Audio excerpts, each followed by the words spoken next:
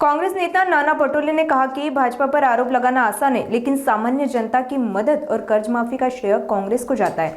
पटोले ने यह भी कहा कि राज्य में कानून व्यवस्था कमजोर है और लोग असुरक्षित हैं। वहीं दोनों राष्ट्रवादी पवार गुटों के एक होने की संभावना पर उन्होंने अपेक्षा व्यक्त की कि राजनीतिक परिस्थितियों के अनुसार सही समय पर निर्णय होगा।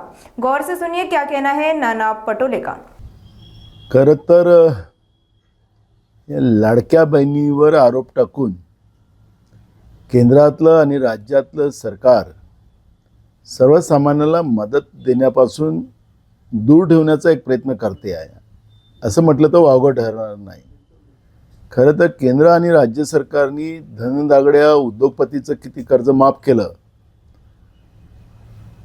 हे एकदा देशाच्या आणि राज्याच्या जनतेच्या समोर मांडलं तर मला वाटतं की खरं पितळ उघडं होईल।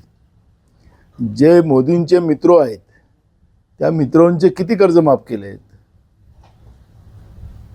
कुठल्या वेळेस केलेत, कोणत्या बँकेचे पैसे यांनी भरलेत, ही माहिती फक्त द्यावी म्हणजे खरं राज्याची आणि देशाची तिजोरी कोण लुटते आहे हे आपल्याला कळेल। आणि सर्वसामान्याला गरिबांना मदत करणं ही भूमिका ही यांनी सुरू केली असं नाही, काँग्रेसच्या काळापासून सुरू आहे आणि काँग्रेसने नेहमी सगळ्यांना बरोबर आणण्यासाठी काम केलेलं होतं। त्यावेळेस असा कुठलाही वाद निर्माण होत नव्हता। आता वाद निर्माण होण्याची कारणं तीच आहेत की धनदागड्यांची कर्ज माफ केली म्हणून राज्याची आणि केंद्राची तिजोरी खाली झालेली आहे असं आमचं मत आहे। बघा आता त्यांचा जो बहुमत आहे, पाचवी बहुमत आहे, आता या पाचवी बहुमतामध्ये आता मेन कर्णधार भाजपच आहे। त्यामुळे आता मेन कर्णधार काय काय त्याच्यामधले प्रयोग करते हे आपल्याला ज्यावेळेस या सगळ्या घडामोडी होतील त्यावेळेस आपल्याला कळणार आहे।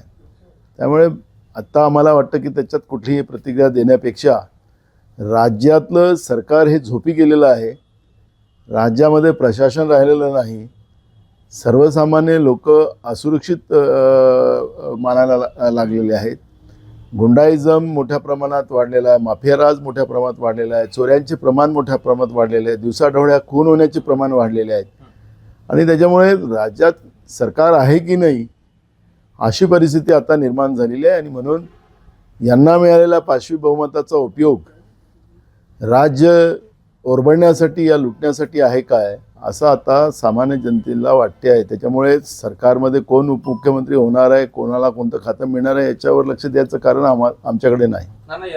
बघा मला दोन्ही पवार एकत्रित यावं अशी अपेक्षा आमची अनेकदा होती, आमच्या शुभेच्छा होत्यात। अनेक राजकीय पक्ष वेगळ्या पद्धतीने त्यांना टीका करायची, आमची आजही आहे उद्याही आहे आणि त्यांनी कुठं राहावं त्यांचा निर्णय त्यांनी घ्यायचा आहे। त्याच्यामुळे काँग्रेसचं भवितव्य हा विषय नाही आहे, काँग्रेसचं भवितव्य नेहमी उज्ज्वल राहणार आहे। त्यामुळे मला आता त्या परिवारांनी एकत्रित राहावं अशा शुभेच्छा आम्ही मागच्या काळातही दिलेल्या होत्या, जेव्हा अजितदादा होते त्यावेळेसही, आताही आमच्या त्याच शुभेच्छा।